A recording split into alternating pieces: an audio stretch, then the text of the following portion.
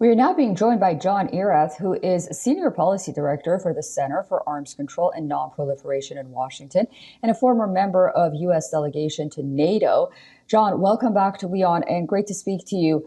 What is the course and direction that NATO is setting up for Ukraine at this critical gathering in Washington, D.C.? Is it of deterrence or offensive, given that they will be handing over 5 air defenses to Ukraine and the freedom to use them as they please? I think that what you say is absolutely correct. There is going to be a renewed focus on assistance to Ukraine, particularly defensive assistance as Russia presses attacks in several different areas of that country. So the focus will be on giving Ukraine better means to defend itself against Russian aggression. There's a wide degree of consensus among the alliance on this and an understanding of the importance of just what is at stake.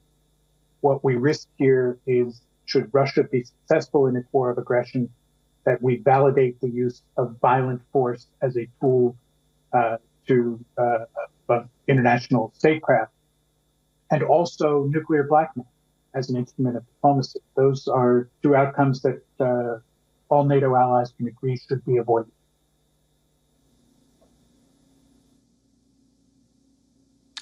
And John, do you think that the alliance is unsure of the future of politics here in the United States, and there are talks that it wants to make itself independent of the U.S. should President Trump come back in office? And how reasonable are those concerns, considering the fact that the former president didn't really, isolate NATO in his first term? And how feasible would it be to decrease that reliance from the United States if they do decide to do so?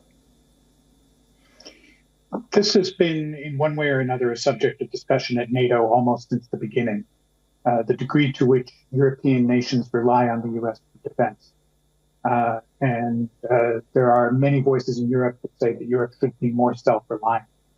I think that's asking the question the wrong way. The actual question is, how should the alliance work better together to provide greater security for all?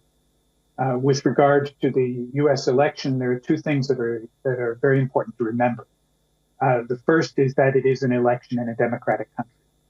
And so candidates take positions that they think are going to get them votes. In this case, there is a lot of support behind the idea that U.S. taxpayers are spending billions of dollars on defending other countries, and those countries are not willing to spend money to defend themselves.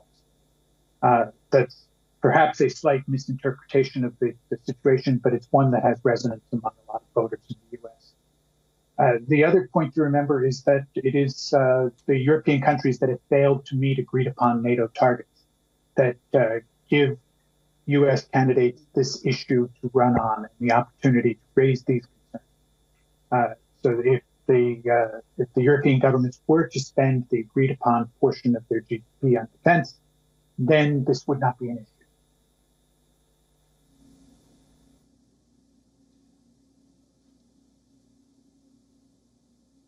Yeah, that's so true. Such a valid point. John Erath, thank you so much for joining us on WION. I look forward to speaking to you again very soon. Thank you very much. For all the latest news, download the WION app and subscribe to our YouTube channel.